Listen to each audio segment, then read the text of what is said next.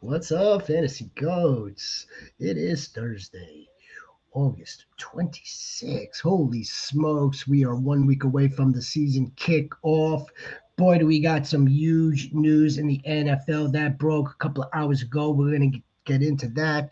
Um, some fantasy ramifications, some of them, but not nothing too crazy. But we certainly want to talk about it. But first, we are going to get into our final wide receiver flag plants, how these guys are going to finish in the 2025-2026 season. We have a full house. Let's get at it.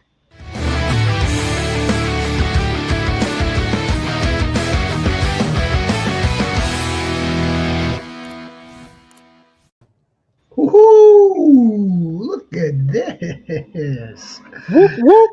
Woohoo! The beautiful people.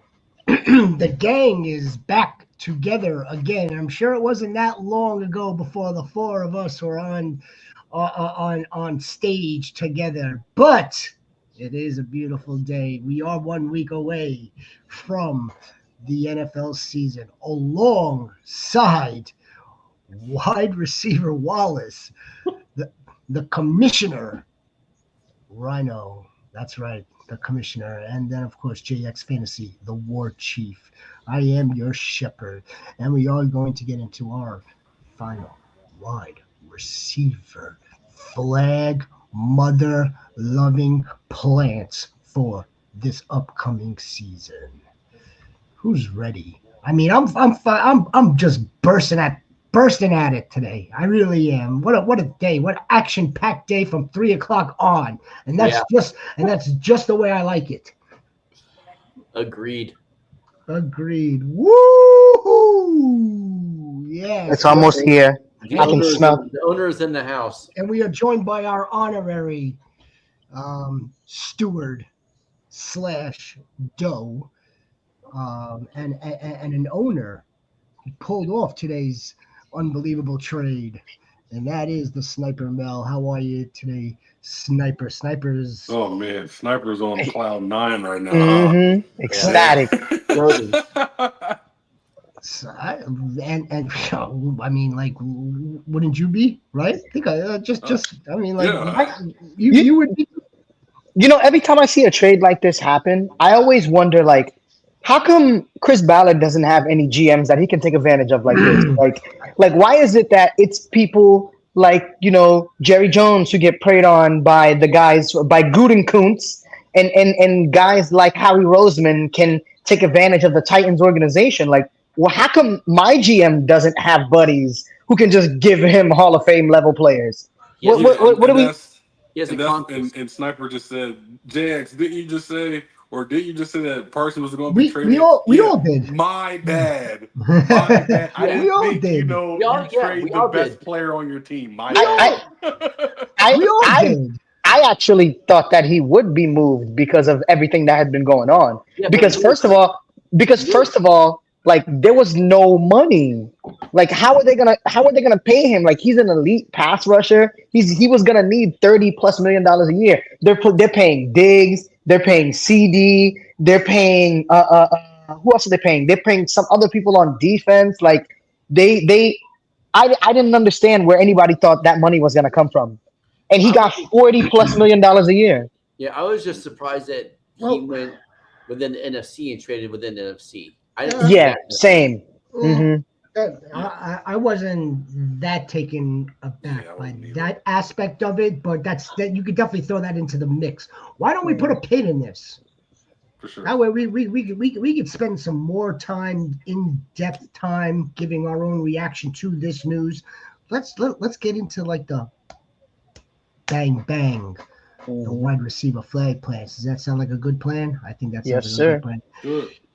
Yes, he is. Of course, he's getting the money. He got paid. The Packers paid him. Yeah, they paid him, and they paid him exactly what he wanted too. Yeah, 4 years, $188 million. No, they made him the highest paid defensive end. Jerry said he offered him a 4-year, $205 million deal, which I don't believe. If Jerry offered him that kind of money, he would have stayed. I don't believe Jerry at all. Jerry thinks he said that, but then he went and took it. take some insurer and put on his Depends and realize he didn't. Yeah, Jerry needs to give it up, man. Like a good neighbor, we are there. Absolutely. Wide receivers. It's look, and because I want to talk about neighbors. That's not it. That's not it. I want to bang out this fire flag plant list for the fantasy goats. We're gonna get into that in just like a couple of moments. If you are new to this channel, if you are not new to this channel, please like. If you are new, please subscribe. We got plenty of content. We are only a week away, and we are just freaking getting started. I kind of teased it a little bit, right? I mean, like the ramifications based on this deal. So we now know that the Cowboys defense is like decimated, or they're just not strong. They're not strong at defense still. Yeah, and I don't think Kenny Clark moves the needle that much at all. Nope. The defensive tackle that they got. Yeah. That's not moving the needle. That's not going to take some. That's not going to. No, that won't account. Times getting off the field on third down. That won't account for that. But what will take place is perhaps now the Cowboys being down in games more. That's what could possibly take place. Yes. Now I know the Commissioner Rhino has CeeDee Lamb here at number 1. I've got CeeDee. Well, I had CeeDee Lamb, and that's my era. So don't worry about that. JX War Chief has CeeDee Lamb in there, and Wallace has CeeDee Lamb. The commissioner, let's start with the commissioner because you had him ranked wide receiver 1 to finish this season even before this news. So go ahead, please. Just because the defense, there's nobody on defense. They're still missing their best line. Well, now they're missing their best linebacker got traded, but they're missing the second best linebacker that tore his ACL and MCL last year, I believe. Jamar and Overshown, right? And he was a monster. So who do they rely on? Diggs. Their corners most likely, but their corners are going to have to work. Injury, and he hasn't played. He hasn't practiced fully yet. So they're going to be scored on, and just like the Bengals, we have a terrible defense too. They're going to be playing catch up. They're going to be throwing the ball, and plus, they don't have the best running game in the world either. So they're going to be eating. CeeDee Lamb, Pickens, Ferguson, they're going to be eating good. Yeah. Eating that barbecue. Yeah. Eating that barbecue. Why don't we go to Wallace? Wallace Wallace has CeeDee Lamb coming in at 3. He's got 2 other big dudes, big alphas ahead of CeeDee. But did you want to add anything to the CeeDee Lamb conversation for finishing wide receiver 1, according to at least Rhino's list, which is, again, this is his flag plants. We're not here to technically push back on any of it. Not really a debate. This is kind of a prediction, obviously. Wallace, did you have anything to add? If not, we could just move to your number 5 wide receiver. Well, CeeDee. Yeah, right. Yeah, because now that's just like a blur. Like I'm like blurred from the other. The other 4 are blurred because now I'm just like stuck on number 5. Hey man. Yeah, well, CeeDee. Talk to us about CeeDee. Well, CeeDee has arguably the best number 2 receiver he's had since probably Brandon Cooks. So I think that Pickens being on the other side of CeeDee is gonna help him out a lot because then it's gonna open up more opportunities for him to get single coverage because you can't put single coverage on Pickens because Pickens will destroy you if you leave him out there one-on-one. And I also think that, Ferguson is going to be a bigger threat in this offense too another year. He's a very talented dude. So I think that they're going to move CeeDee around and CeeDee is going to get some opportunities to do some things. He's going to get some mismatches on defense because of all the other guys that plays around him. Exactly. Yeah, and I think CeeDee is also has a chip on his shoulder. Oh yeah. Because I don't think people put him in a conversation he belongs. He belongs in that Jamar Chase, Justin Jefferson conversation. Everyone says, "Oh, it's 1A and 1B." CD is different. It's just 1C. like those guys. Yeah, like he's right there with them. And I don't know. I don't want to take anything away from Jamar Chase, but CD across his career has been more consistent across the board than Jamar Chase too. And he's going to let people know like I belong up there, and he's going to show people. And the catching ability, the yak, all of it is there. I have the 104 in my home league. If CD is there at the 104, depending on who's gone at the 101, 2, and 3, I'd smash CeeDee Lamb at the 104. Last 3 seasons, he hasn't finished any lower than wide receiver 8. Yep. He's got 152 targets. That was last season. Jeez. And that was only 10 games of that. That was last season. Then he finished wide receiver 1 in 2023 by turning in 1,749 yards and 135 catches for 12 touchdowns.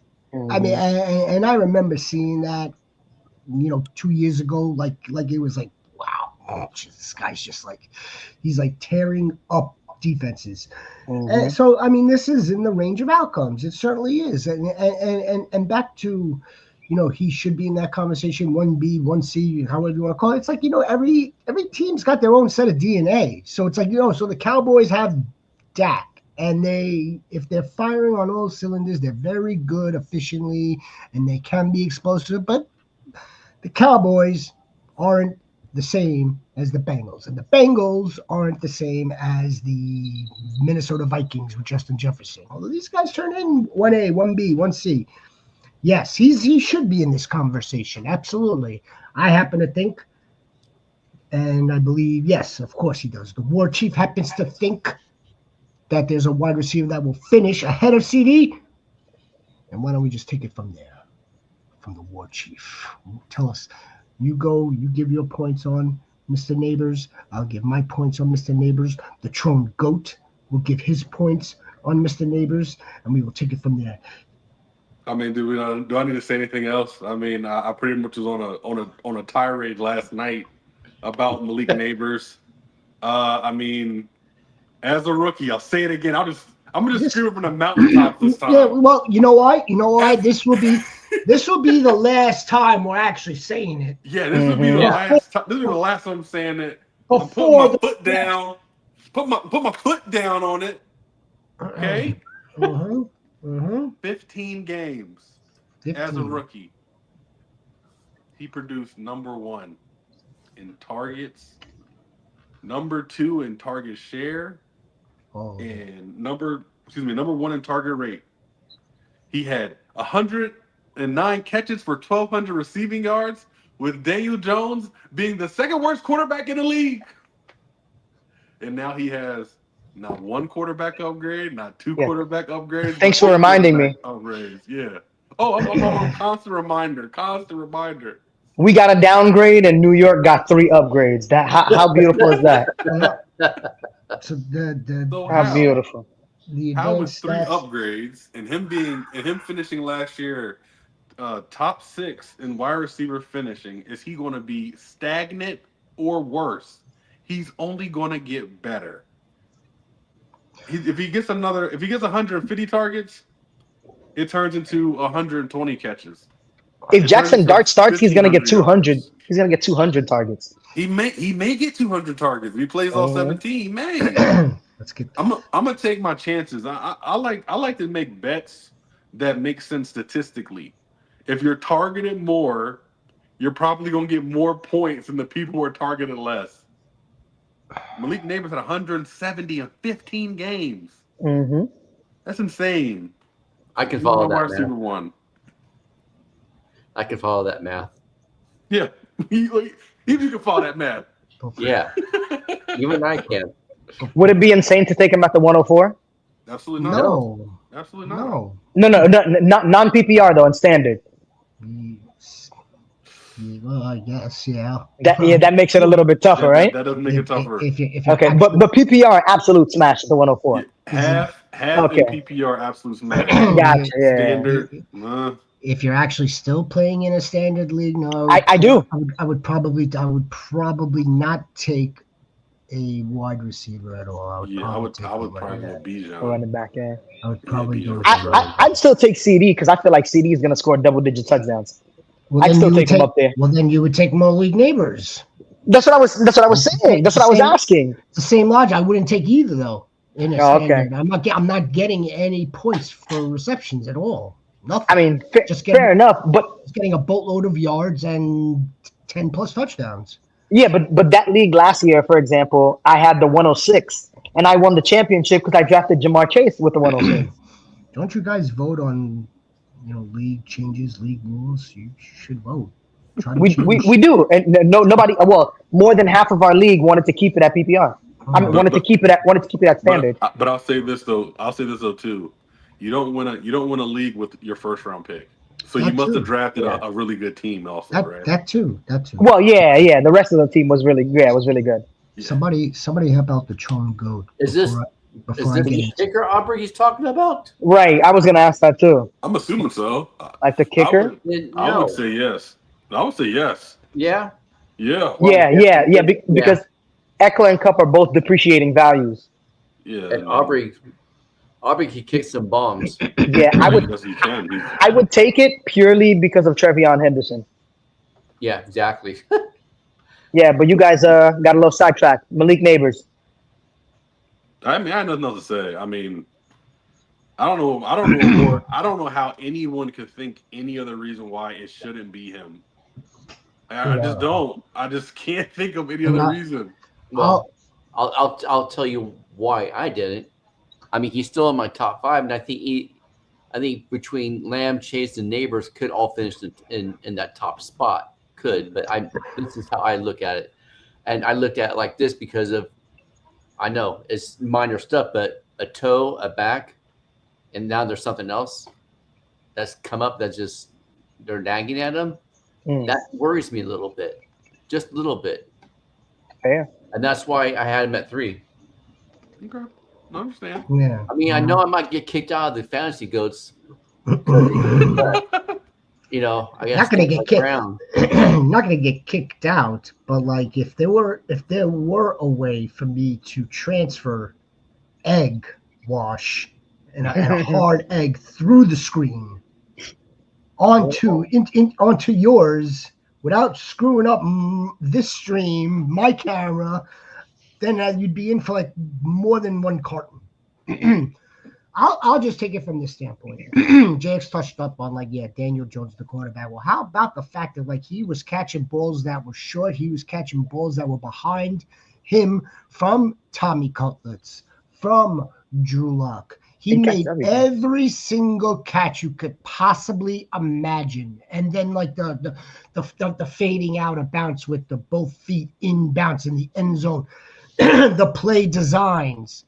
The actual schematic blueprint on offense that is tailored just for this dude and his skill set.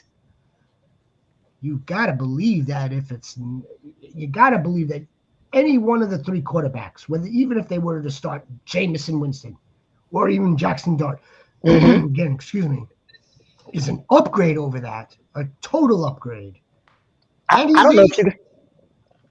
And lastly, he's the only game in town. He's an alpha 1 wide receiver. Of course, there'll be some guys that get some other targets in this offense, but it's not like having a curious George Pickens on the other side. It's not like having a Devontae Smith on the other side. It's not like so on and so forth and so forth. You get the picture. It's not even like having Jordan Addison, as far as I'm concerned, alongside Justin Jefferson. There is no other wide receiver that could warrant getting this type of. I'm sure there'll be a second progression. It might be to the tight end or Tyrone Tracy. Brian Dable's play design is incredible. The plays that he was drawing up in preseason were insane. They averaged 30 plus points in the preseason, and they made everything look effortless. And it's not really about the point. It's about how they executed their offense. Like they made the right reads. They found their mismatches. They led their offenses, and I think that gives an extreme amount of confidence in what Malik Nabers could do because, like you said, Malik catches everything. He catches a variety of routes. He lines up inside, outside. He goes deep. He goes intermediate. You can give him a screen.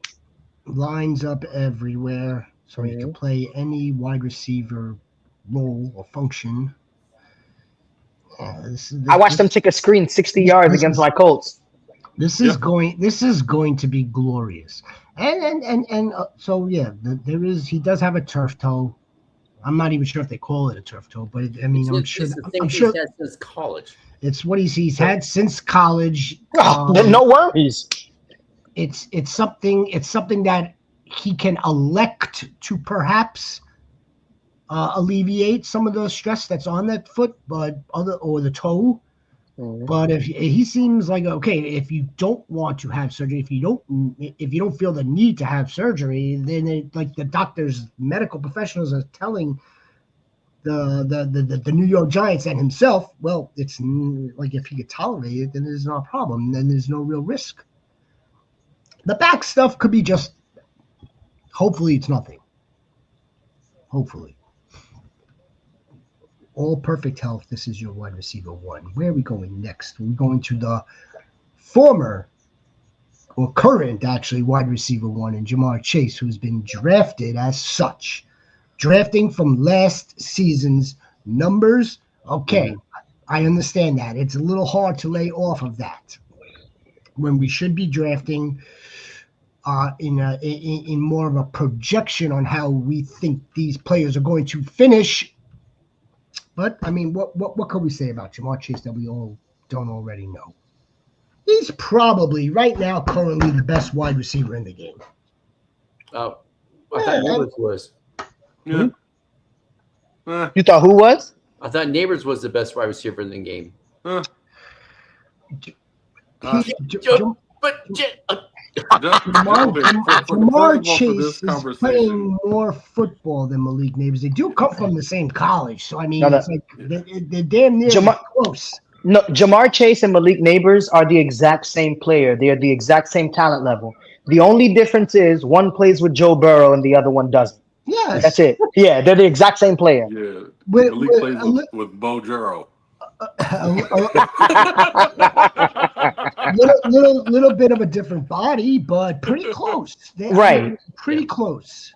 I mean, look, the guy's he's pretty spectacular. He's got the quarterback. They're in the perfect offensive system. I don't think he's going to get 1,700 yards and 1,700 and 17 touchdowns. And I don't think the GOATs don't think. None of the GOATs think that he's going to finish the same way.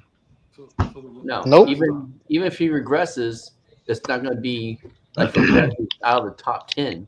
Kind of like the Saquon Barkley situation. I don't even think he's going to go out of the top 5. Honestly, no, Jamar's too good. No. Yeah. So the last time T. Higgins played more than 14 games, he finished wide receiver 6. Like that's the amount. It's not like a fall from grace. It's just a subtle thing, and that's why I put him right outside my top 5, just because. Like, T. Higgins is going to probably take a couple of those touchdowns. He's just going to take a couple of them receptions. I see. Yeah, I agree with that. I do. I have T as my fifth wide receiver 5. Yeah. I think what goes up must come down. So yes, if Jamar Chase isn't going to have the same amount of touchdowns as he did last season, they have to go somewhere. There's a pretty good probability that T. Higgins is the recipient of that. If Jamar Chase isn't going to get the same amount of yards, there's a pretty good chance. Not all of it, but the majority of the yards that Jamar Chase doesn't get, T. Higgins could potentially earn. Absolutely. Now, again, he doesn't have the best resume of health. So, I mean, this is very predicated on T. Higgins playing a full 17 games. If T. Higgins doesn't play a full season, then this pick for my 5th flag plan for the wide receiver is down the toilet. Pretty much. All receivers are predicated on playing 17-game season. So true. Yeah. However, we know that T. Higgins, that's hard to come by. Yeah. I thought this was pretty interesting too. So We know T. Higgins didn't play all the games last year. I think he started 10 but played 12, something like that. His best season before last year, he had 111 targets and 75 catches in 17 games played. Last year, he had 109 targets and 73 catches in 12 games. He was on a pretty nasty pace himself, if it wasn't for all the injuries. I'm really interested to see how T. Higgins is used this year. I think he's more of a safety, like he's more of a safety blanket for Joe Burrow, opposed to Jamar Chase. As crazy as that sounds. Well, I mean, isn't T. Higgins like 6'4", almost 6'5"? Yeah, he is. I mean, he's almost like a tight end, basically. Yeah, he's a tight end, a wide receiver body, and he's so like fleet-footed. Like some of the things that I've seen him do, like that one catch where he caught the ball at the 2-yard line, he stopped, stretched his arm out, and then he reached over the goal line before his body fell out of bounds. Yeah, I was like, okay, yeah, I'm like, okay, him just casually doing that. That's why I wanted him to go to a different team. I wanted him to get an opportunity to be a wide receiver one so bad. Yeah, he's got 12 games last season, 12 games the season prior. Yeah, he's always hurt. 2023. But look at last season. On 109 targets, 73 catches in 12 games. Mm-hmm. Just a little bit over 900 yards in 12 games, 10 touchdowns in 12 games. Yeah, the touchdowns is what helps him out the most. I mean, the scoring opportunities. He was fifth in fantasy points per game. This stat line looks like many other wide receivers that are way down the draft boards. Mm-hmm. If you're lucky. Yeah, the touchdowns is what helps him. Is what helps him a lot. Because like T. Higgins will have a random game in the middle of the season where he has like 4 catches, 55 yards, but he has 2 touchdowns. Yeah, so I'm gonna have T in there. So let's go to we spoke about CeeDee. We spoke about Malik. Hey Wallace, why don't you talk to us about Justin Jefferson? Oh man, you're wide receiver 2, Justin. How you guys feel about Malik Nabers is how I feel about Justin Jefferson. Oh, okay. Justin Jefferson prior to getting hurt was averaging 1,440 yards a season. A season. That means that from the moment he stepped foot onto an NFL field, he was getting 1,400 yards consistently. That guy is quarterback proof. That guy is defense proof. That guy is cornerback proof. It doesn't matter who's playing him. Doesn't matter who's on him. As long as he lines up before the snap, there's a possibility he can kill you once the whistle is over. Love that dude. That is another person that I wouldn't mind taking high in fantasy either, and that's because of Kevin O'Connell. Kevin O'Connell is going to find ways to force Justin Jefferson targets. I've seen a game where Justin Jefferson had 3 targets at halftime, and then he had 12 in the second half because Kevin O'Connell was like, yeah, there's no reason why our best player only has 3 targets at halftime. I remember that, I think. I remember that. When you're talking about Jamar Chase being wide receiver 1, the real wide receiver 1 is in Minnesota. Yeah, I think so. That dude is completely different. Like he's a different type of. I mean, shoot, deep pass, intermediate, comeback, route tree, amazing, hands, amazing. I mean, he's smooth as silk. Like, just I know Jamar has the explosive plays, man, but I just love him. So does JJ. Not like Jamar, but yes. Yeah, not like Jamar. Not like Jamar. Jamar is more like death.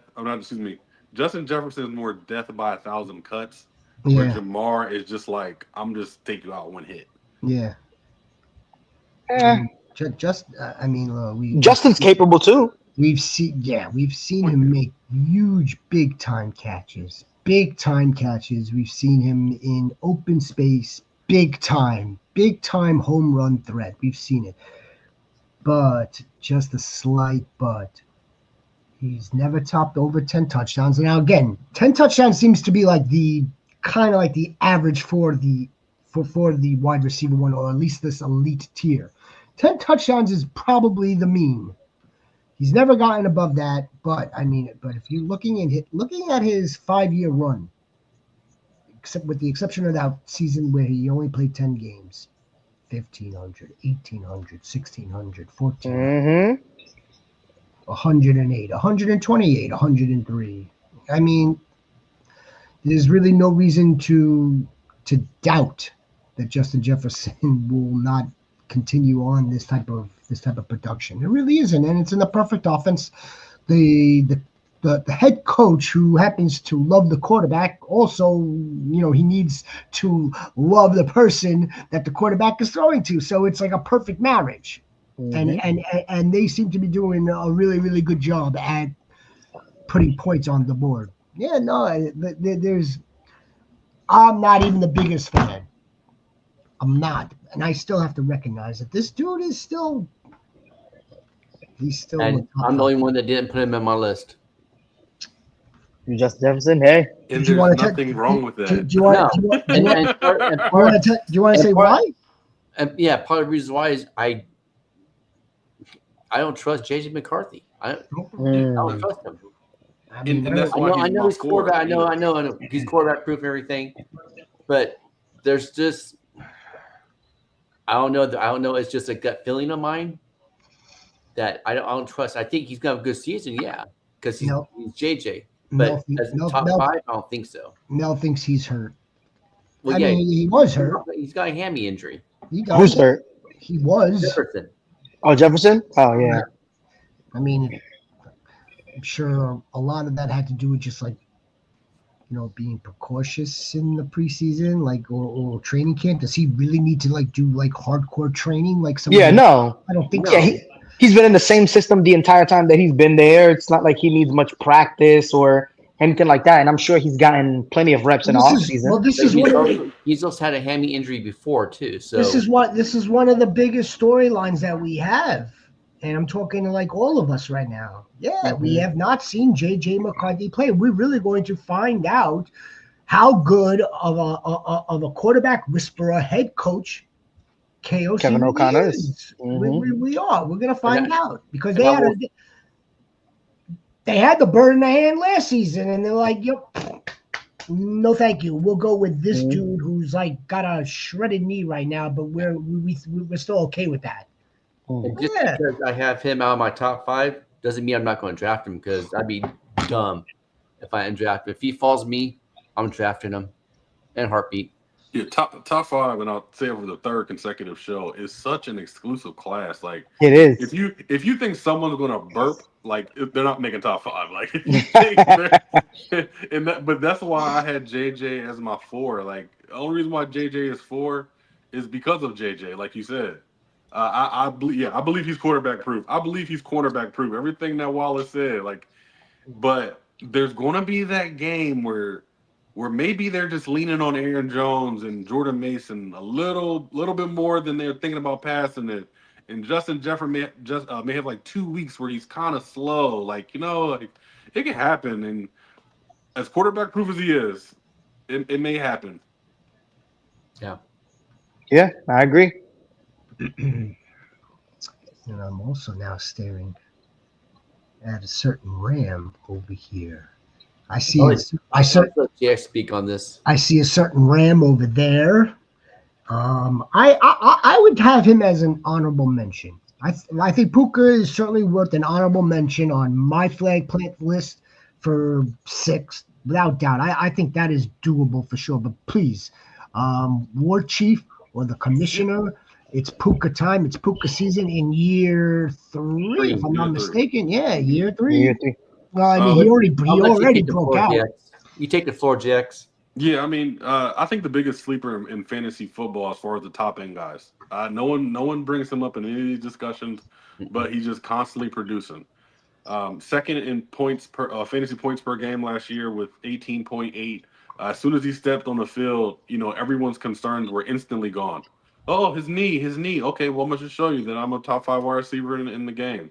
Only played 11 games and was 10 yards from 1,000. 10 yards from 1,011 games was pretty insane. For me, and like I said, this is another thing as far as, the smallest little things. The only thing that you can wish that Puka Nacua did more will score touchdowns. Yep. He cannot score touchdowns. I don't know why he can't score touchdowns. That's the concern. And he has games where, and this is no joke, well, he will have 11 catches for 180 yards and not a touchdown. 0 touchdowns. Yep. Like, what is going on? So, like I said, the reason why he's at my 4 and not higher is that's what they brought Devontae Adams to do. Devontae Adams is here to score touchdowns. With Puka Nacua through 17 games, he may get 6. But he's also going to have 1,500 yards and 120 catches. And 120 catches, yeah. He might have like 3, maybe 4 rushing touchdowns too. And also, Puka led NFL in yards per route at 3.3. Yep. Which is per route run, yeah. Puka's a beast. That's just okay. Well, I wouldn't put it out of the realm of possibility that it kind of like flip-flops. Like maybe they brought in Devontae Adams to kind of be that guy, and where they can now, I don't want to say that it's intentional to make sure that Puka is getting into the end zone, but like maybe it kind of like works its way. Like, how like there's regression for Puka in terms of touchdown regression in the opposite direction. He's low according to all these stats. According to the yards and the catches, he should have more touchdowns. Yes. Yeah. And what if Devontae Adams is that guy that just like gets them the tough yards, gets them the first downs, and this should all the attention for Devontae Adams could absolutely free up Puka Nacua. Absolutely. Free up a lot of people. Tutu Atwell. Absolutely. He's going to free up Terrence Ferguson, too. I think Terrence Ferguson's going to score a lot of touchdowns. Yeah. All right. Puka Nacua. Who do we have left? Wallace. What am I looking at here, Wallace? So the 3 of you have Drake London. Drake London. Oh, do you want to talk about You're looking at my guy? Yeah, we'll get to him last. Okay. Say the best for last, right? Yeah. Shepard. Let's go to Drake. Let's go to Drake London. I love that. Let's go to Drake London. He could finish wide receiver 2 in this league. Mm-hmm. I think he is actually at his floor. I think he's one of the best draft values for a wide receiver, Yes, other than Malik Nabers. Yep. Like CeeDee Lamb, we're drafting him right there at like 4 or 5, maybe 6. I mean, we know like it's not going to get that much better than 1,700. I don't think it could get any better than 1,700 and 12, 13, 14 touchdowns or a Jamar Chase season from last year. Drake London is sitting there right there at the floor. Only had 1,200 yards last year on 100 balls. Could you imagine if this starts to increase? Could you imagine if the Falcons actually continue to move the ball effectively, efficiently with Michael Penix and that big arm of his? Yeah, and those numbers went up when Penix went in and played. Now, I love Drake London. I was going back and forth with him and Roma Donze in my top 5, because I love all 3 of them so much. We think he can, Frogs Goat. Well, we think so wait. Yeah. So how come you think that Roma Dunze could be in the top 5 though? Because no, because Ron was saying he was debating between putting Drake London or Roma Dunze. Why? Oh. Yeah. I think he's gonna be wide receiver 1 for the Bears. Yes, for the Bears. No, yeah, I get that. For the Bears. Williams is going to get him the ball. I think that offense is going. So do you think? Do you think it's realistic that Roma Dunze could get 170 targets this year? No, but that's just me. Not that much, no. No, right. But that's what he would need to be in the top 5. In that circle, like you need like 150 plus targets to get to the kind of. I think you're right, and we don't know, but it could happen. You never say never. I don't know. You know what could get Rome there, and I can say this like statistical wise, like he is targeted in the red zone more than any receiver on that team last year. Right. He was out targeted by Keenan Allen and DJ Moore. So I can see that aspect. But yeah, putting him up on 150 targets in year 2 with I don't know about that one. And there's a ton of weapons. Like even even guys like Amon-Ra St. Brown, like he didn't get 150 plus targets up until like his like second or third season ish when he was in that system. So is there gonna be 150 targets for him? Like, are we expecting Caleb to throw 500 plus passes this year, especially with the defense they have? Okay. So you're saying 150 targets. Okay. So let me just talk on my last guy, Jameson Williams. Mm-hmm. All right. He's on a pace towards the end of the season to a 17-game pace for 118 targets, 81 receptions, 1,139 yards, and 11 touchdowns, which would have made him a wide receiver 5 in fantasy last year. So, yeah, but that's extrapolating the last couple of seasons. But the only thing that really changed in those last couple of seasons was that, I mean, in those last few games. This is last season. Right. Yeah, last season.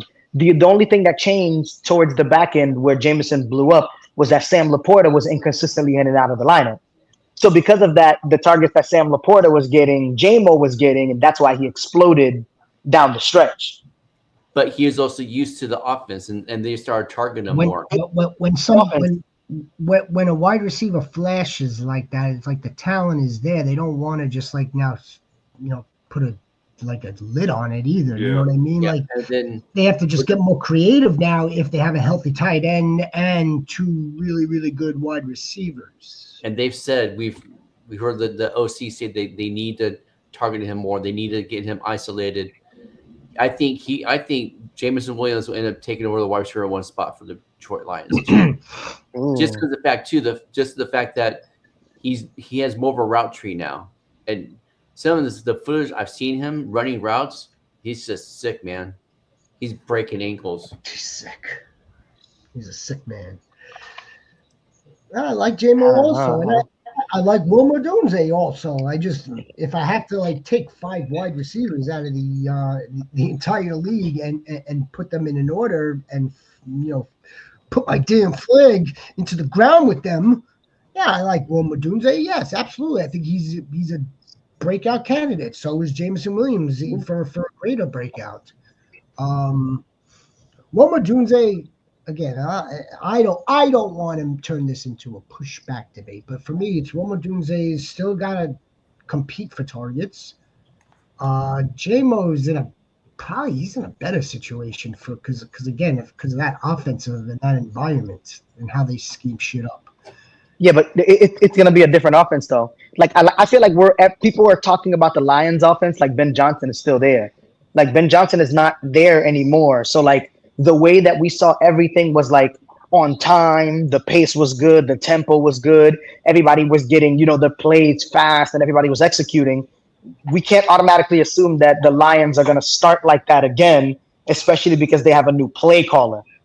So it's like whenever you have a new guy, especially a guy who's never called plays in the NFL before, like that makes it very tough, even for the best of offenses. But they've also said that they're going to open the offense up a little bit more too. Yeah, but so they could say, yeah, exactly right. Like they can say that, and it sounds nice.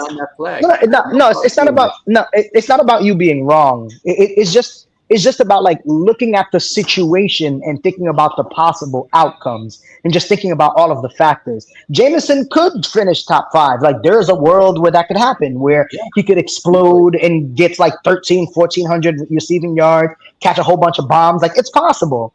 But I'm saying, like, considering the other factors. He doesn't need to catch bombs. He doesn't. Yeah, he can catch screens and take them 60, 70 yards, just big plays in general. But I just think that because of all of the factors and all the things that are involved, it's going to be difficult for that to happen because of how they would need to start. And I think it's going to be the same thing for the Bears. Like, because of how they would need to start, I don't think that it's going to happen. It could still happen. But I don't think so because it's going to take them a little bit of time to like gel and transition and things like that. All right.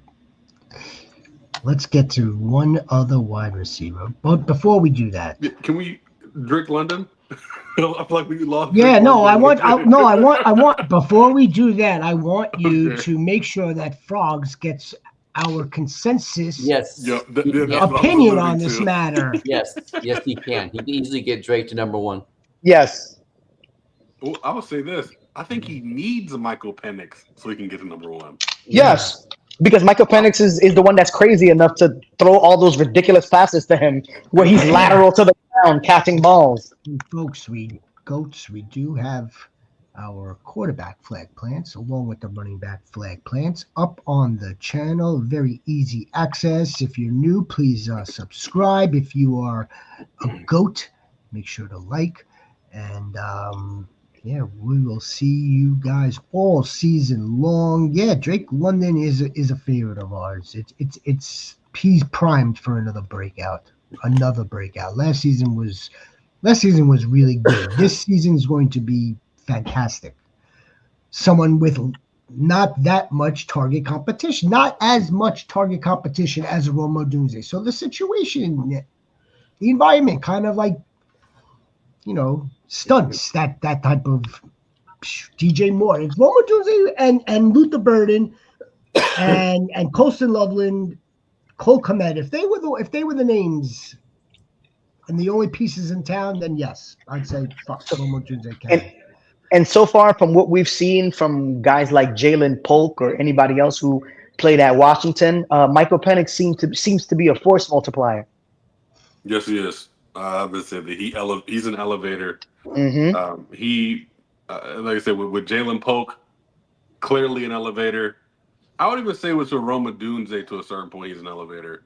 And I expect the same thing for the Falcons offense. That's why I'm so high on everybody. I mean, we're all super high on Bijan. Like I said, I think Drake London is. He was a dark horse to finish wide receiver 1, but it's like he can finish wide receiver 1. And then also I know everyone hates it, but I think Kyle Pitts is going to be top 5 too. So I mean, I just think Michael Penix has that ability to elevate all his teammates. 100%. I agree. Look at all the receivers he got drafted into the NFL because he elevated them. I'm drafting Tyrone ahead of J.K. Dobbins. Oh, J.K. Dobbins, absolutely. You can't pay me to draft J.K. Dobbins ever again. Really? Yes, ever again. I drafted J.K. Dobbins 3 years in a row. He got hurt 3 years in a row. You can never pay me to draft J.K. Dobbins. Yeah, no, I'm not doing it. Well, that's exactly the problem there. Yeah, he's yet to play a full season, or at least maybe one full season of health. It's just only a matter of time where RJ Harvey should take over the backfield. I don't know if that's going to be week 6, week 10. It's just a matter of time. And J.K. Dobbins will still be used in the run game, but goal line. Tyrone Tracy right now, by all reports, is the RB1 on this team, and they're gonna look to work Cam Scatterboot in as the season goes on, and that's coming out of the Giants camp.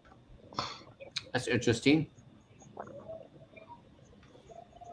It's true. He didn't have a training camp, Rhino. Scatterbrains. He didn't have a training camp. Mm-hmm. He's gonna need a ramp up period. That's what it is. He's behind right now. Mm-hmm. Yeah, Tracy's gonna come out the gates. He's gonna take off. The only thing is, he can definitely fumble the job away. So if he doesn't fumble, it's Tracy's job to lose. Yeah, and they're going to look to work to get Cam Scatterbrains into the fold at some point. Yeah. He's behind, according to them. But yeah, I would take I'm going with Tyrone. One more wide receiver to go. Call on Tyrone. Or do we even want to talk about him? We don't need to talk about him. No, we absolutely want to talk about this. We could talk about Micah Parsons. I'd rather talk about Micah Parsons is a better wide receiver. That's crazy. Hey, hold on. Rhino, what's he going to do? Huh? He's going to acknowledge this. Yeah. Acknowledge it. Yeah. Acknowledge it. Go for it. What's up? Who's that 5th wide receiver? Oh, I am so happy that you asked. Why, that wide receiver right there is talented, coveted, supremely gigantic wide receiver Courtland Sutton. Kyle Shanahan wanted to trade away Brandon Ayuk for Cortland Sutton. Kyle Shanahan knows ball. All right. The last time that Sean Payton had a wide receiver the last time that Sean Payton had a wide receiver who was in the physical mold of Cortland Sutton, it was Michael Thomas. And he turned Michael Thomas into a monster for that one season where he gave him like almost 200 targets. The Denver Broncos first string offense played in the last preseason game, which is technically the dress rehearsal. Bo Nix threw 12 passes. Cortland Sutton had 7 targets, 4 receptions, and he had a touchdown. 7 targets out of 12. Cortland Sutton is going to get spammed. Cortland Sutton is going to get plays drawn up for him. He is going to get schemed up like no other. Cortland Sutton is going to be Michael Thomas this year. He's going to get 100+ targets. He's going to get 1,200+ yards, and he's going to score 10+ touchdowns. Cortland Sutton is going to be a top 5 wide receiver. I thought Pat Bryant was compared to Michael Thomas.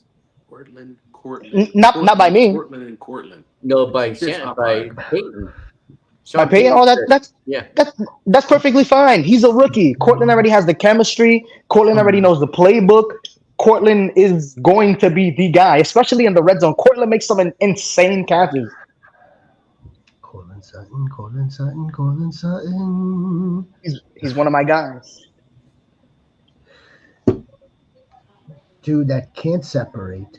He's slow. Mm-hmm. Okay. He might be a big target. Yeah. Michael.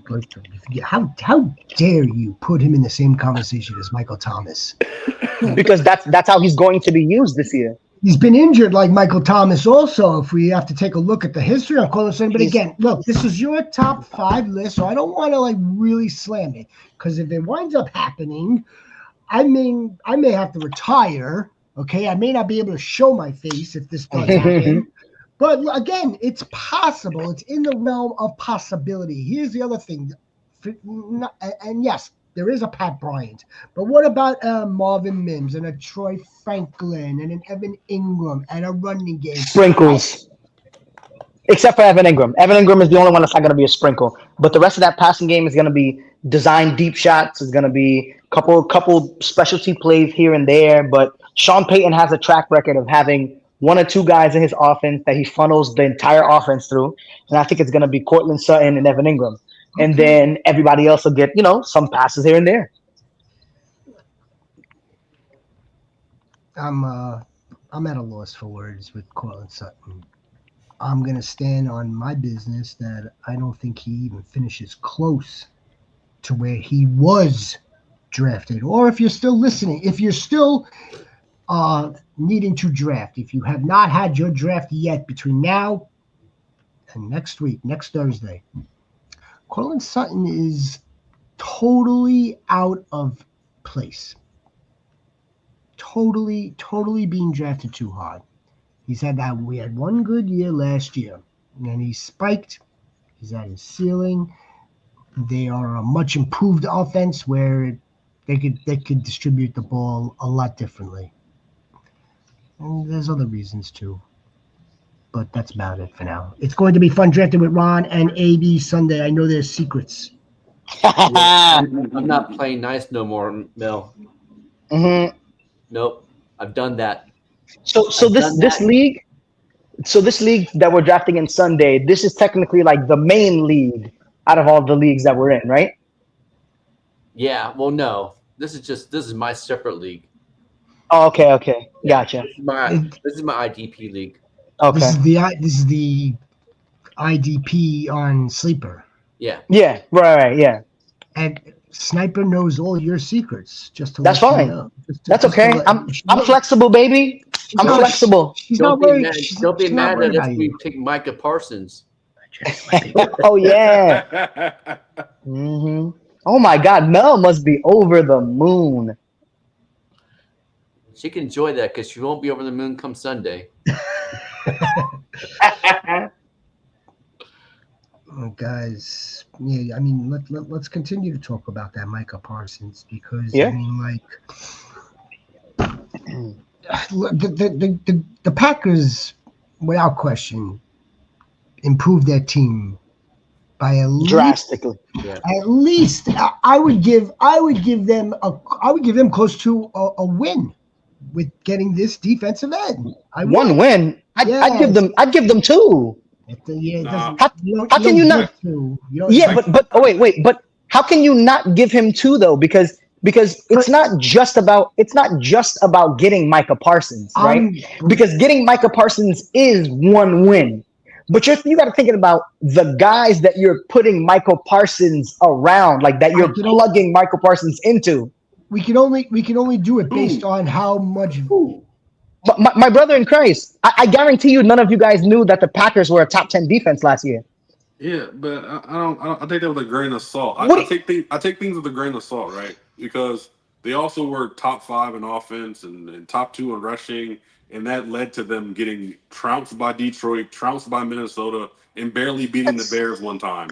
So I take that with a grain of salt. I understand what you're saying, I do, but I don't think Micah Parsons' addition drastically changes that division. Like, it's a great move for them. I think it does. But I'm still not picking them over Detroit or Minnesota. But that's just me. I wouldn't want to be. I still think Minnesota's going to win the division too. I wouldn't want to be the Lions with him coming after Jared Goff right now, knowing that their offensive line is already like a little like shaky. Mm-hmm. I wouldn't want to be Caleb Williams. Yeah, I would not want to be Caleb Williams. If I was Detroit, this is why I have Penei Sewell. And if I'm the Vikings, I'm like, this is why I have Darisaw and Brian O'Neill. So more power to you. But yeah, I don't know, man. He is a stud. No, he's an absolute dog. He's a stud. I feel like him, Rashawn Gary together, and Preston Smith. Is Preston Smith still there? Nah, he's not there no more. No, he's not there anymore. Okay. Like Lucas those guys there. Lucas Van Ness. Yeah, their linebacking core is very good. Like their safeties are amazing. I feel like when you put Micah Parsons, a player of that caliber, on a team where not only, is the talent gap between him and the next player not that far apart, but there are multiple guys whose talent levels are near Micah Parsons. So when that happens, it takes pressure off of him. So now he goes from having 3, 4, 5 assignments on defense to now they're like, hey, Micah, stop the run on first and second down or attack the tackle on first and second down. And then third down, just rush. You don't have to worry about anything else. Just rush. Micah Parsons is going to do what Michael Penix did for the Atlanta Falcons. He's going to elevate the whole team. I think so too. Yeah. Whole defense. I think so too. I think we're kind of being prisoners of the moment. Defense is going to look. What are our 3 fantasy defenses? Oh, Denver, Philadelphia, and Ravens. Denver, Ravens. I think Houston, because of the division that Houston plays in. Everybody in that division has a bad O-line except for Indy. They catch a lot of interceptions too. Yeah. I like that. Houston 3. Yeah, I don't mind. I don't mind Houston. And so I think I mentioned it on one of the shows from a few weeks ago that like when I was charting how defenses finished every single year, I noticed that usually the jump never comes from like a team goes from the 25th or the 26th ranked defense all the way to like top 5 or top 7. It's usually like they were like 15 the year before, and then they jumped into the top 5. They were like 12, or they were like 17, and they jumped into the top 10 or the top 8. So like that's why I think that because the Packers were a top 10 defense last year, that because of everything that JX was saying, like their run game was good, their offense was good. Well, none of that changed. They still have Brandon Jacobs. They still have a good O-line, which they added some pieces to. They still got Jordan Love, and they still have relatively the same wide receivers because it's not like we knew who the hell the wide receiver 1 was anyway. So it's like they're still the same exact Packer team that they were last year. So then adding an elite caliber player, especially like on their defensive front, that's gonna bump them into top 5. Yeah, but that's what my cause for concern is, right? how are you that so elite at everything, and you only get 10, 11 wins? Like, are you gonna? Well, because Are you their coming back down now, or their like, quarter their quarterback was like also hurt too. Jordan Love got hurt week 1. he was Jordan Love hurt got hurt too? week 1 against Brazil. He only I missed won in like the game in 3 or Brazil. 4 games.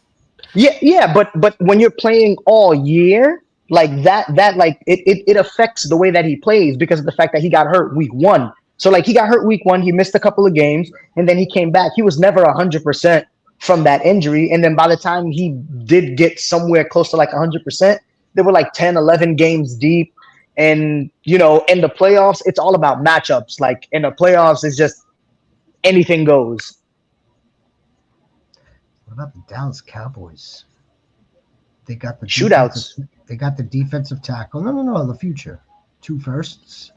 Actually, So now those 2 firsts are going to be in the 20s. They have 2 firsts next year. They have 2 firsts in 27. I mean, they got the hole they wanted. Obviously, it was going to take a hole, and they don't have to pay this guy either. It's not. I think they were kind of giving us clues. Honestly, the past 3 seasons they drafted a defense in the second round. Mm-hmm. They're not going to get a Micah Parsons out of those 3 players, but they're going to try to get as much as they can of those 3 players to replace him. Right, yeah. And they have 4 first-round picks. So, like, let's say one of those dudes hits, right, between Ezraku, Sam Williams, and Marshawn Nealon. And one of those dudes is decent, like really starter quality. They could spend those other 4 first-round picks on other positions. And you can say everything you want about the Cowboys, but they can draft. They draft really good. That's those true. 4 first-round picks would be all pros for all we know. Like, yeah, right. They draft really good. Let's see. Let's see if he manages to stay alive by 27. I know that's a terrible thing to say, and I do hope that he does. But or how about maybe he uses one of the later first-round picks to package a jump for him to draft a new quarterback, because Dak could be on the move too. Could be. Yep. Dak's about to get paid like 50-something million dollars or something like that. Like Dak could definitely be on the move. They could definitely draft a guy with one of those picks. Oh boy, win. That makes it that much. That makes it that much exciting in the off season. But we gotta get through. The season is coming right up. It is approaching next week, folks. This is what we got in store for you. Beginning next week, we got the key takeaways on Monday. Waivers, of course, is Tuesday. Thursday, Wallace will be joined by the Rhino to win you money. It's your lineups on Friday. It's your lineups on Saturday. It's the reaction on Sunday. If you're new to the channel, please like it and subscribe. Thank you very much. Oh, don't forget my season-long prop bets drop today. It is on my page. My handle is @absolutely. The name that's down this side, yeah. The name that's down here, and it's my pinned tweet, so you can get to the YouTube video easier. Please like, share, subscribe. Any week that I get all 5 of my bets, I'm gonna put all 5 of the bets that I do into one parlay every week. And any week that I get all 5 of them right, I'm gonna randomly select a subscriber, and I'm gonna send them $20. Look at that. What a sport, man. What a guy. Wallace, you're something else, Wallace. I do what I can. Yeah, you're fantastic.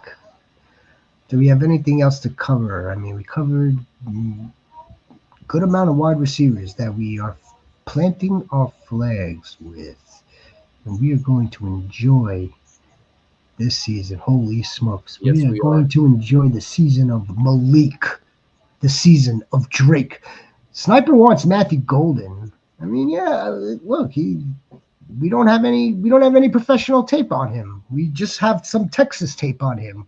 I don't know. We didn't see a lot of Sunday tape. We saw a lot of Saturday tape. I don't know. He's being drafted too high, I think. That's another guy who I trust too because of the system that he's in. I think being drafted. Yeah, again, probably not at cost. How he's getting drafted and like his ADP. I probably don't agree with his ADP. Bless you, Jax. I probably don't agree with the ADP, but I do think that Golden at some point is going to be used correctly by Matt LaFleur. because Matt LaFleur did it with Jaden Reed, and Jaden Reed and Golden are of similar talent levels, I believe. Another 900 receiver, 900 receiving yard wide receiver for Jordan Love. There you go. He got the first round draft capital, so that's kind of like that bodes well. But at the same time, there's other weapons on the field, and there's a Josh Jacobs on the field, and like there's a Tucker Kraft on the field. This could really, I mean, like again, if this pans out the way the Packers think, and Micah Parsons again is taking teams off the field, we could Josh Jacobs. I think we should be moving Josh Jacobs up a little bit, maybe a spot up. I have Josh Jacobs, running back flag plants number 5 before this. Who sucks though? I don't. Do they suck? I don't understand if they draft so well. Why do they suck? They don't suck. The Cowboys. Cowboys. Oh, Cowboys. They only suck in the playoffs though. Technically, yeah. They'll give you 12 wins in a regular season. They just the Tron Goat, baby. They'll get 12 wins this year. The Tron Goat is the season of CFC, baby. It is Tron Goat. I wish the Tron was in the beat the dock at least in one of our leagues. At least. The way he could play with us, not us. And I know that man didn't sound right. You know, yeah. We drafted Sorrell also. Again, rookie, right? Project. I think the pieces are in place. You have veterans on defense. Mm-hmm. How about back to our friend over here, Ezekiel Elliott. He asked us about fantasy defenses. Rich Eisen, who's a Jet fan, okay, so he's on record, big time Jet fan. He's gushing over the Giants defense. Yeah. Folks, yeah. We still have tomorrow to go. We will flag plant our top 5 tight ends that are not premium, and then we're going to get into the playoff predictions. Who's going to the playoffs? 7 from one conference, 7 from the other. Who's winning the Super Bowl? However, the reason I bring this up, of course, our content for tomorrow, I bring it up because he was saying you've got Dexter Lawrence in the middle. You've got Burns here. You've got Thibodeau there. You've got Abdul Carter, who's going to be playing off the edge. This Giants defense, I think Rich Eisen. Frightening. Rich Eisen is putting them on the fringe, fellas. He's putting them on the fringe of possibly making it. Yeah. Yeah. Well, who's not making that's my question. That was my question to Rich, although I couldn't speak to Rich. Okay, then who are you taking out? That's the biggest thing. Okay. The Cowboys. It's easy to get a team Cowboys weren't in it. You said the Cowboys weren't in it? Yeah, as far as the playoffs last year. Because you got to take, so every year I think it's like 7 new playoff teams a year. Right. You got to take somebody out for the Giants. Yeah, that's the $1 million question. Tomorrow. That's the $1 million. What if, and again, so is he saying that 3 teams from the NFC East are going to make it to the playoffs? No, Is he? not necessarily. He wasn't that clear. He wasn't that clear. Right. Maybe it is on today's show. Because then if you're sneaking the Giants in, that would mean presumably that Washington or Philly doesn't make the playoffs. Or I mean, if he thinks, although this was Chris Brockman, this was like the producer, right? So Brockman be saying BS. No, he's good.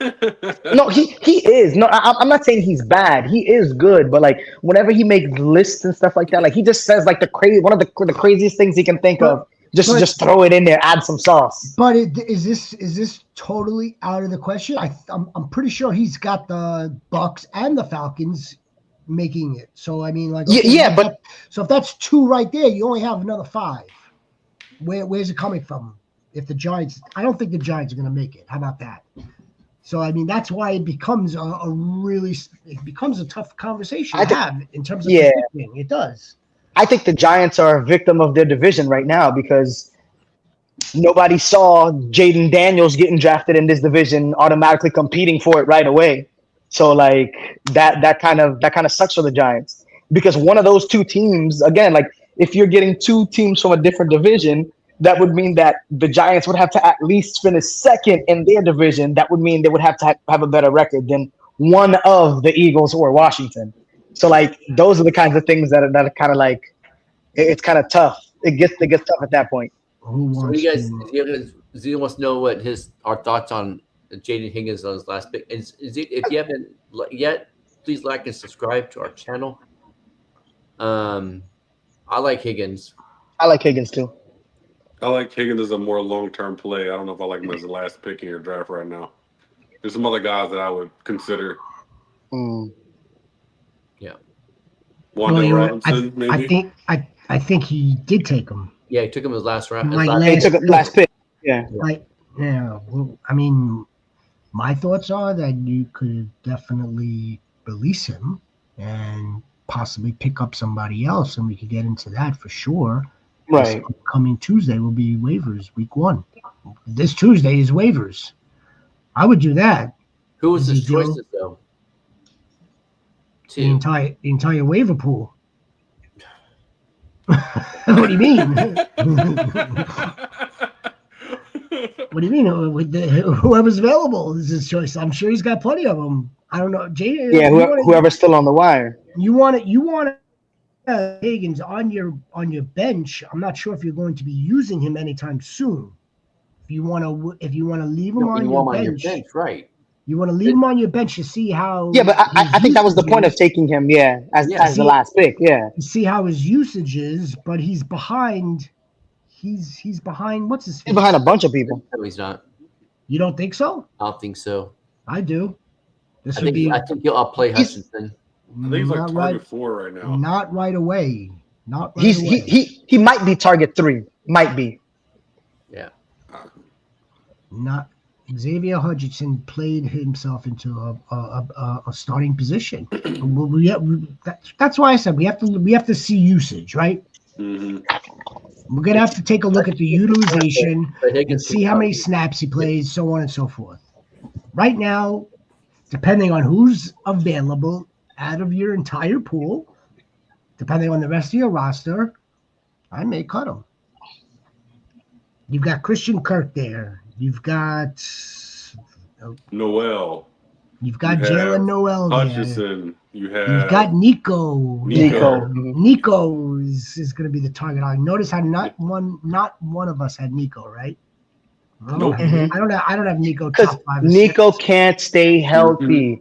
Whenever Nico is on the field, he will give you the greatest stat line you have ever seen in your life. But literally, any given week, he can get some hamstring injury, some knee injury. Like, I don't trust Nico Collins to stay healthy at all. Yeah, unfortunately, yeah, same. Yeah, you have his games missed baked into the whole thing. Mm-hmm. My donkey congratulates you. Mm-hmm. The goats congratulate you. The Texans. Yeah, Nick Chubb. Nick Chubb is starting running back. Oh my God, Nick Chubb is starting running back. Holy crap! Where are we drafting Nick Chubb? Week 2. Week 2. He's gonna have a great week 2. Week 1, he's gonna look like garbage. So we're all in agreement that the biggest winner out of this whole thing is Woody Marks, right? Oh hell yeah! Oh yeah. I mean, yeah. Yeah. But, okay, I just want to temper the expectations for the GOATs. Just like because Nick Chubb is going to come out of the gate first, I think Woody is going to get some opportunities. They still have Dameon Pierce. Like, I think it's going to take Woody Marks a little bit of time. Still playing professional games, not playing in training camp games. But, yes, Woody Marks is going to get an opportunity without question. And the ball is his. And I think he's gonna be awesome. Now, here's the $1 million. Here's a caveat to that as well. Woody Marks doesn't have a very large window here, because let's say the news turns out kind of sort of positive, and Joe Mixon is going to return. He's only in a 4-game IR or NFI, whatever. Not like some really like half a season long injury. But that's why right now. Mm-hmm. He has a small window, small runway for Woody Marks to take off because if he does it and Mixon comes back and then there's a Chubb and a Mixon, Woody's RB3 at that point. So the way that I look at running back though. Yeah. The way that I look at the guys who get put on like any lists before the season starts, it's better if you get put on IR because then they know definitively what is wrong with you and when you'll be coming back. When you get put on that NFL PI list, like that list is weird. It's so ambiguous. It's still like, okay, like it's murky. Exactly. Or let me put it this way: I think the Texans have an idea of what it is, but it's still like they don't. Yeah. If they don't have to actually be that transparent with it, like it's on the player, then whatever. Point being, look, I would like to see Woody for you for the right. Yeah. I would like to see Woody absolutely. I'm just tempering the expectations for the GOATs. That's all I'm doing. If there was no Nick Chubb. And this happened. Well, I mean, obviously they signed Nick Chubb for a reason because they knew this was. Of course, they knew. Yeah. I just don't think Nick Chubb has much left in the tank. Me neither. See, yeah, that's why. Woody should get good opportunity. Good opportunity. Maybe they just definitely should. Maybe they work him in like on the goal line. What does it mean when a player gets taken off the 53 man, and then 24 hours later they're invited back to be on the practice squad? So like they cleared waivers.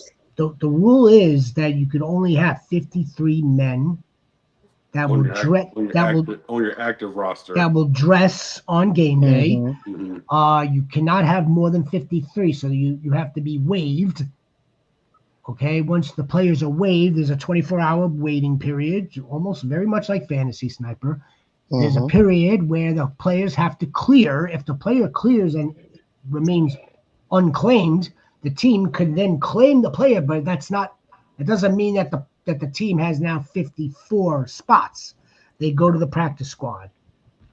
And even on the practice squad, correct me if I'm wrong, you could be signed by any team. Exactly. From any practice squad. Mm-hmm. Do they? Well, you can get plucked to an active roster. To somebody else's practice squad, and then they bump you up to the active roster. They do. Yes, if they were waived, and there's a difference between being waived and then being released altogether. Being released, but the same thing, you could still do the same. You could perform the same action. You could waive a player. Any team can claim that player in a 24-hour period. And Mel, you get paid. Yeah, you definitely get paid differently. Yeah, when you're on practice squad than when you're on an active roster. Still makes more than your average person though. Oh, absolutely! I would die to be on an NFL practice squad. I would give a leg to be on an NFL practice squad. Hell yeah! You're getting well, I mean the pros on a 53, they get game check, so they get a week. Exactly. So I'm gonna presume, considering that the practice squad plays more or less, not all of them are going to play. Obviously, they get a weekly check. Yeah, they do. But you'll notice, and I'm sure you have before, Sniper, like on a Saturday when there's injuries to a team throughout the week, a player can get called up to the active 53-man roster, especially if it's your own practice squad. Yep. And you're gonna get that game check, even if you didn't even play. You may not have even played. You're just on the sideline. So it is a minimum of less than 2 years of experience, $13,000 a week. Yeah, sign me up. Sign me up. Sign me up. I can retire off that. Forget living off that. I can retire off that. Sign me up. I'll put it into a savings account. It'll accumulate interest every year. That's it. All right. Would you trade J-Mo, Marvin Harrison, and Judy for Jamar Chase? That's a lot of firepower to trade for one player. Yeah. Danny, is this just a redraft league? Just a regular redraft? Yeah, gotta let us know the format. Yeah. While Wallace is doing Wallace things. I'm gonna say in redraft. Ooh, in redraft. Ooh, I don't know, man. That's a lot. Yeah, redraft. I'd offer Marvin Harrison and then Judy for Chase first. Yeah, if it's redraft, I'm saying no. Flex. Just 2 flexes. Yeah, I'm saying no. Yeah. Dynasty, I'll think about what it. do you? Yeah. What would you do with the depleted roster? You know what I mean? Like Marvin Harrison, I'm going to presume is either a wide receiver 2 on your team or a wide receiver 3. Same thing for J-Mo and Judy. So maybe Marvin Harrison is your wide receiver 1, J-Mo is the 2, Judy is the 3. What would you do with the other 2 wide receiver spots? Or the flex spot? He has Hunter and Shakir on his bench. And that's what I was gonna say. Trading 2 of those guys is one thing, but trading all 3 of them, like Too much. you should at least keep one to have as a wide receiver 2 or flex player. Yeah, because either keep Marvin Harrison or J-Mo, and then package the other 2 for Chase and see what happens.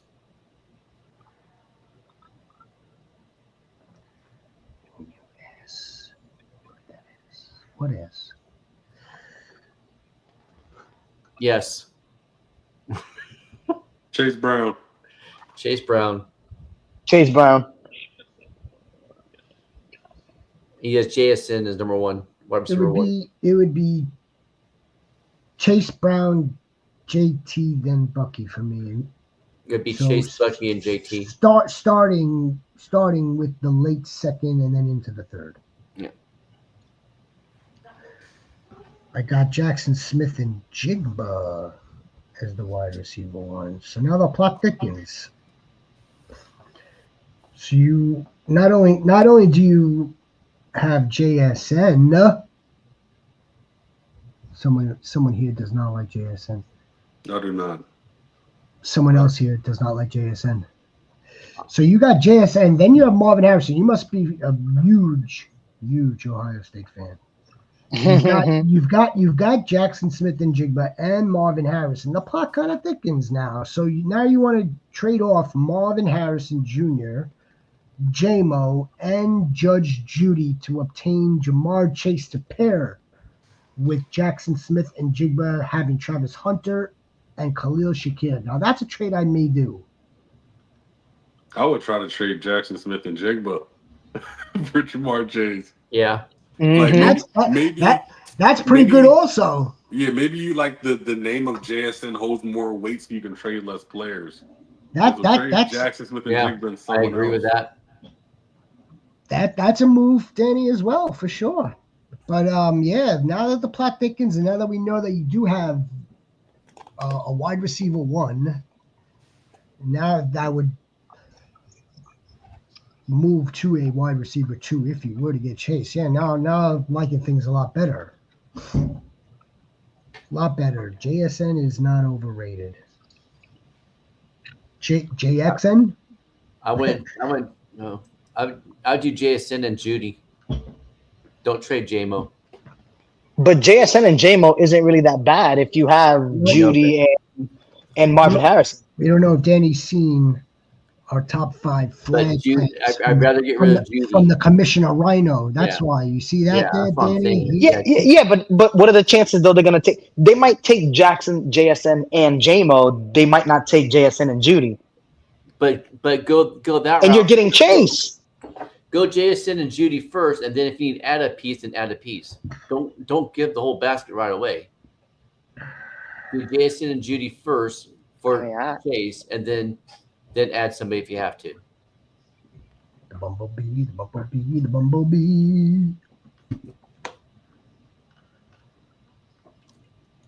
Wallace, what time is your draft? At 10 o'clock. Oh, 10 o'clock. Yeah. Folks, wide receiver Wallace is drafting 1.04 or 5? 104. 104. 104. You guys will never guess who he's about to draft at the 104. You know what? I don't even want to say it. I don't want to lose any customers. Mm-hmm. I'll let you guys know who I end up drafting as soon as I make the pick. What if I throw Khalil instead of Judy and do the same trade? Well, you got. Yeah, I do that.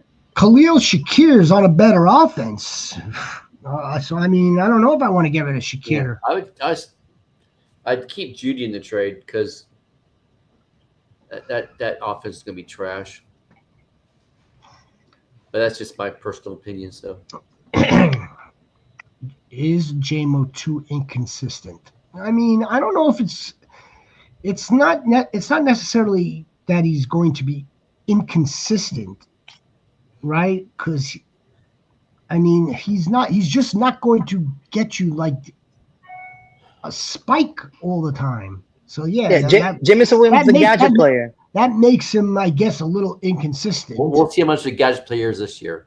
No. I'm not saying that he can only do gadget stuff.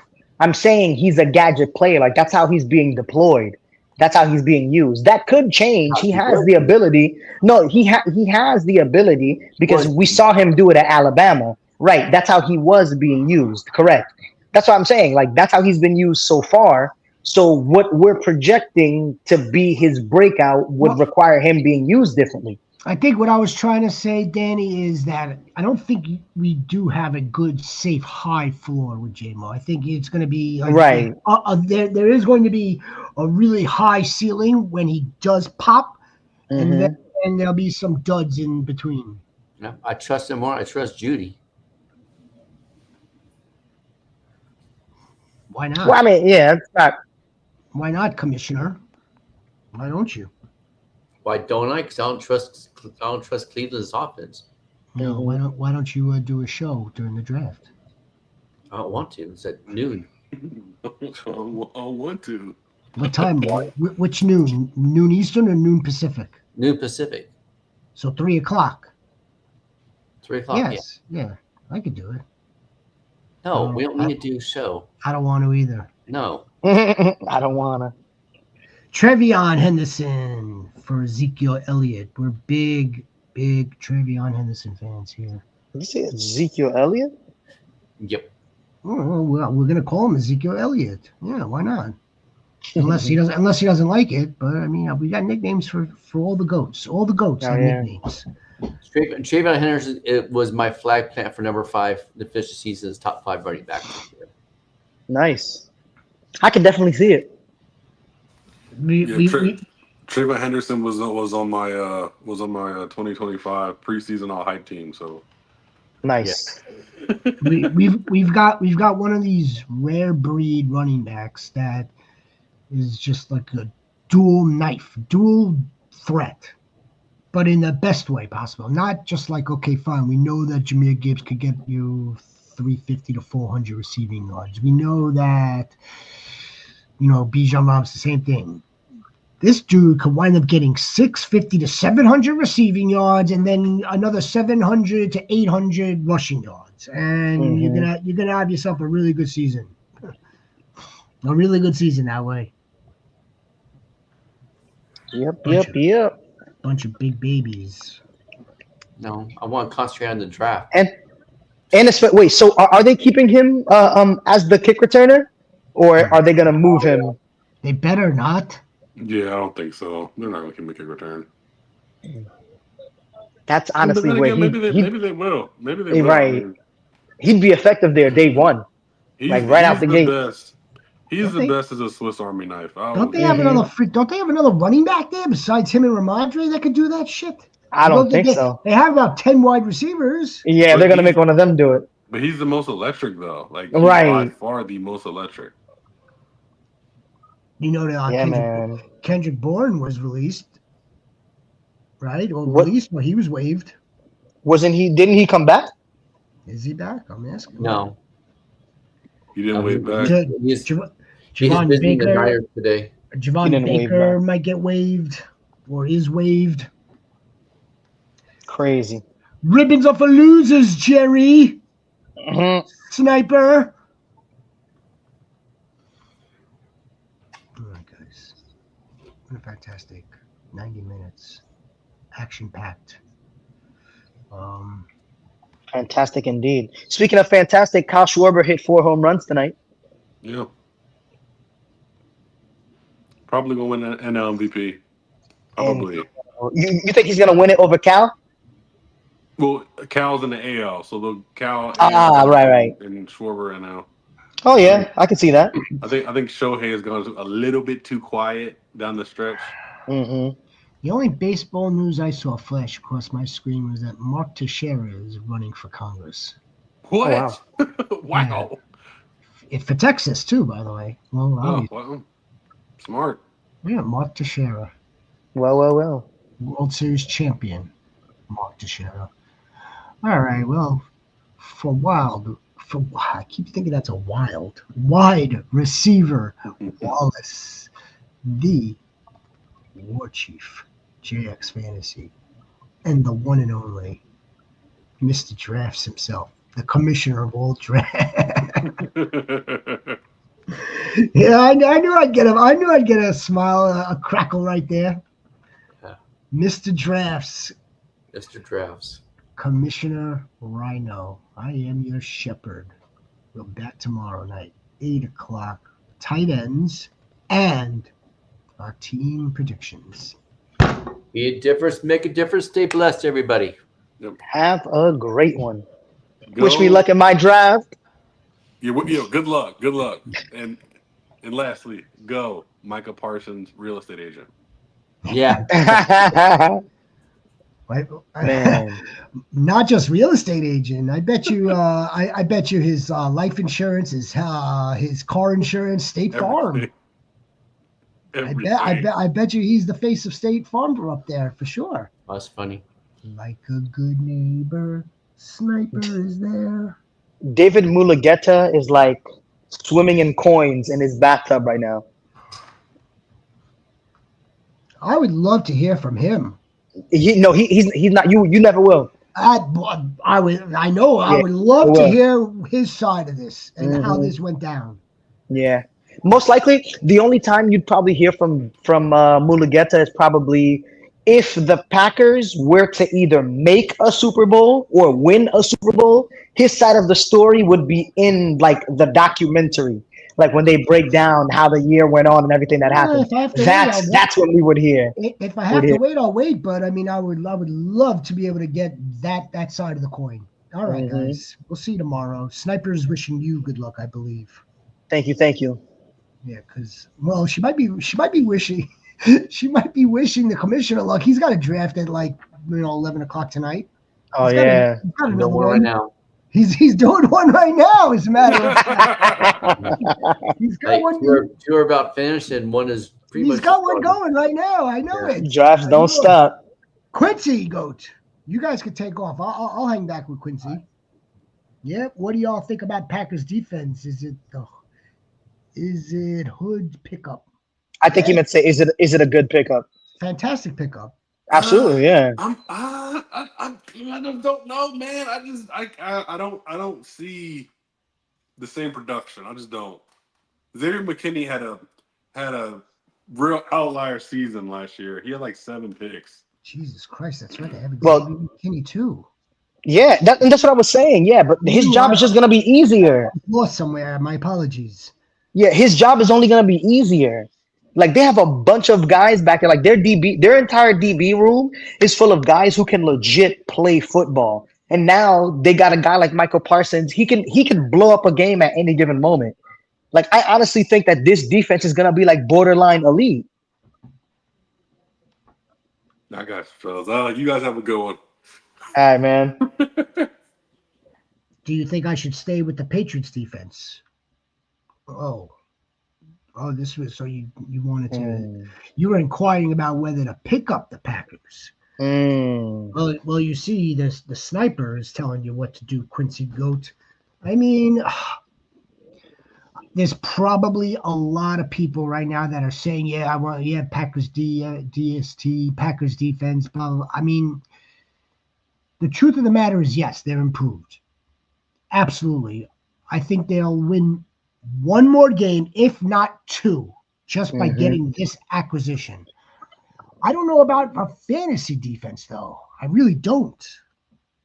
And I don't know if we should be. I think that's a defense. I would stick with the Patriots. I would stick with the Patriots, but keep an eye on the Packers anyway. Yeah, I mean the Patriots are in the worst division, so you figure they're probably going to be favored in a few more games this year. So like that'll probably be good for their defense because there'll be a few teams that they can beat. I mean, and again, like when it comes to defense, what do we really want out of a fantasy defense? We want them to make sure, well, at the very best, they're holding the opponents to under like 17 points or better, so less than 17 points, and then that's where your sacks and your possible INTs or fumbles start to accumulate. But if teams are still going to be able to score on the Packers, yet Micah Parsons is still getting that key sack in the fourth quarter, I don't know. I don't know if they're going to be like that good for fantasy. I think they're going to be that good for their actual team success.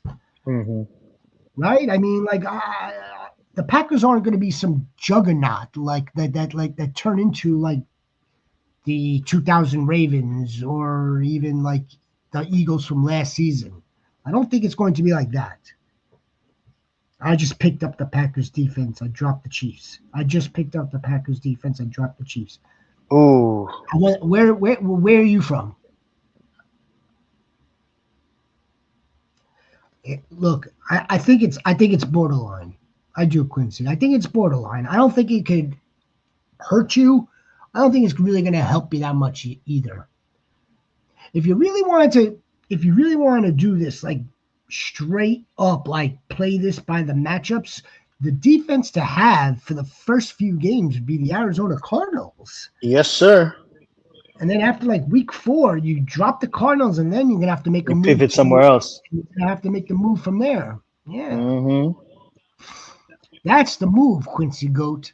Or you're sticking with the Patriots until we're running into their bye week, and then we have to make another decision. But to drop the Patriots for somebody else to pick up,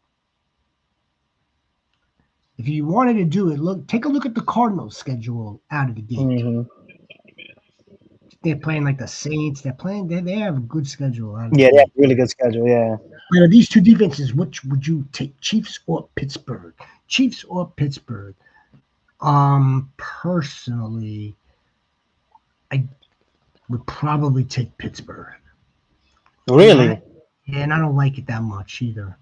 And then the Chiefs are going to be in for a little bumpy road on defense. They are. Why do you say that? Exposed. Regression. I think if I think that the Chiefs are going to have to air it out more, that means that they're going to have teams that are going to be putting points on them.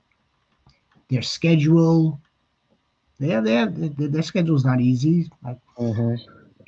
I would probably take the Steelers. The Steelers have to play the Browns twice. Right. And I mean, and the Steelers have a more like, I want to say like historically, they have a better track record of having elite defenses. So I could see why.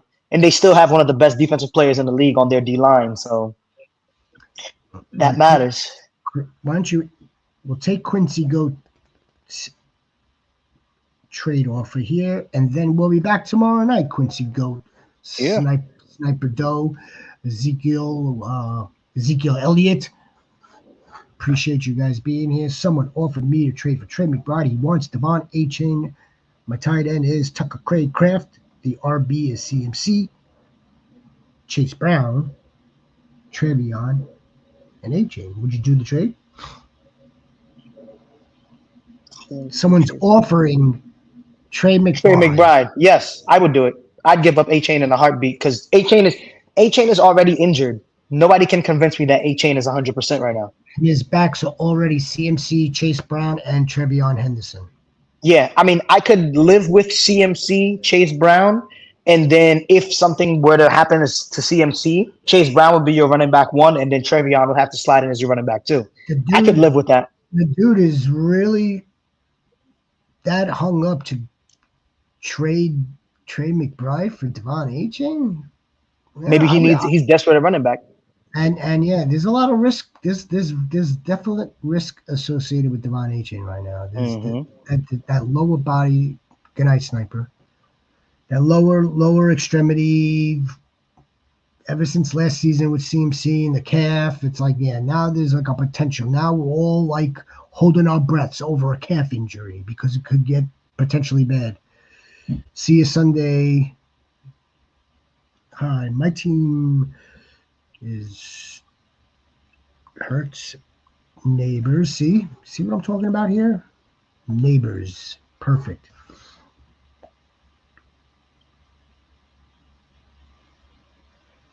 I think this team is great. I mean, most of this team is great. You're going to weather out the storm for Rashee Rice to return. You've got Golden in the meantime. You've got the wide receiver one in Malik. Cortland Sutton will be a serviceable two, no matter how much I make fun of it. He'll be a serviceable wide receiver two. Wait, who? Sutton. Oh, absolutely. Yeah. I think he'll be a wide receiver one. Bucky is your RB1. Trevion Henderson should be your RB2 in short order. Alvin Kamara will fade in the same time frame. Fade. All right, guys. Again, we'll be back tomorrow night, 8 o'clock. Appreciate you all. Enjoy the rest of your evening. Good night. Yeah, have a great one.